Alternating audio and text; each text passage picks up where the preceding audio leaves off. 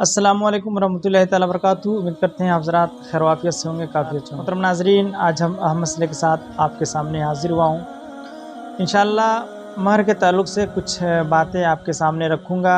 इंशाअल्लाह मुझे उम्मीद है कि आप उसे समझ पाएंगे।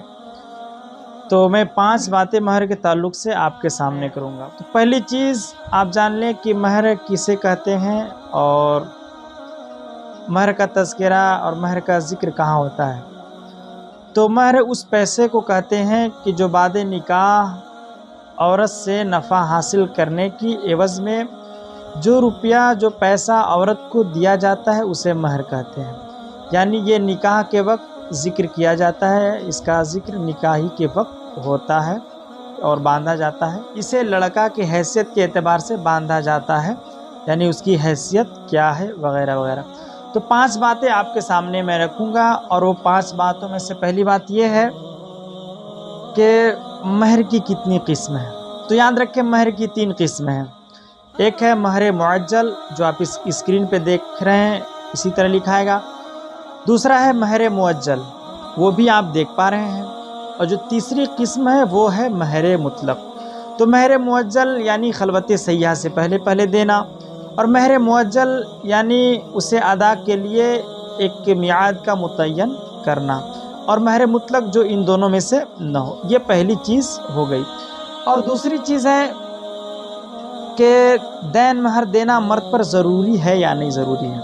इसलिए कि बहुत सारे लोग आज ये देखा जाता है, मुशाहिदा है कि वो ये समझते हैं कि महर सिर्फ बांध दिया गया, नहीं देना है वगैरह वगैरह। लेकिन ऐसा नहीं है मेरे मोहतरम। महर देना मर्द के ऊपर लाजिम है। रब तबारक व तआला कुरान मुक़द्दस में सूरह निसा में इरशाद फरमाता है कि जिस औरत से तुम निकाह करना चाहो उसका हक़ महर अदा करो। और जो चीज़ें नस्से क़तई से साबित हो, कुरान से साबित हो मेरे मोहतरम, उसका कोई बंदा इनकार नहीं कर सकता। तो ये गुमान बिल्कुल नहीं होना चाहिए कि सिर्फ महर बांधा गया उसे देना नहीं है। देना शौहर के ऊपर लाजिम व ज़रूरी है। दूसरी बात है, तीसरी बातें हैं कि महर कितना होना चाहिए। तो याद रखें आक़ा करीम सल्लल्लाहु अलैहि वसल्लम इरशाद फरमाते हैं कि महर 10 दिरहम से कम नहीं है।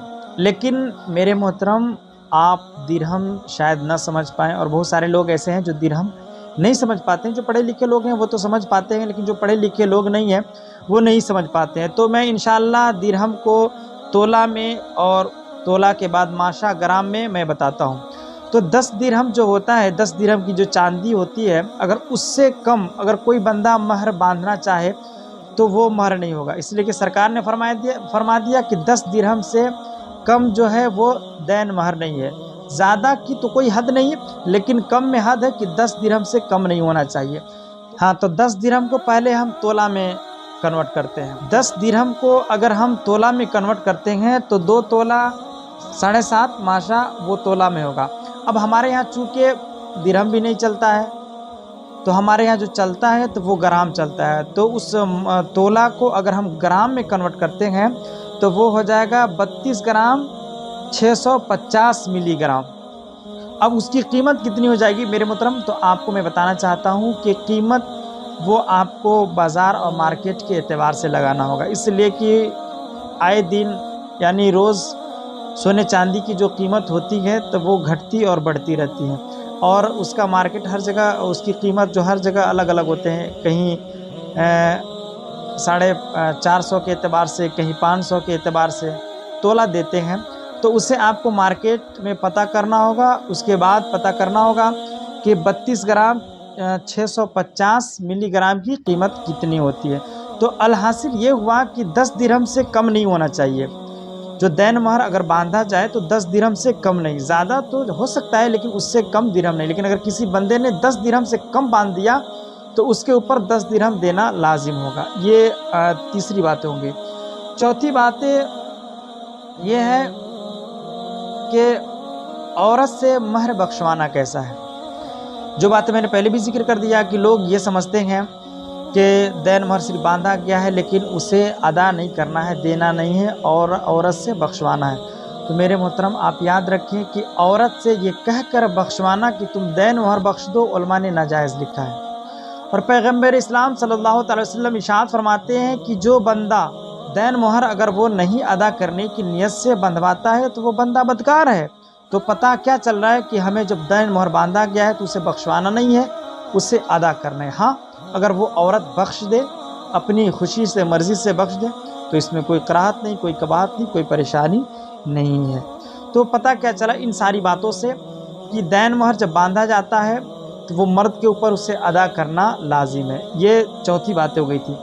اور پانچویں باتیں یہ ہے کہ اگر دین مہر دینے سے پہلے اگر شوہر مر جاتا ہے، جو ترکہ چھوڑ کر کے شوہر گیا ہے، پہلے دین مہر نکالا جائے گا، اس کے بعد تمام وارثین میں اس کے ترکے کو تقسیم کیا جائے گا۔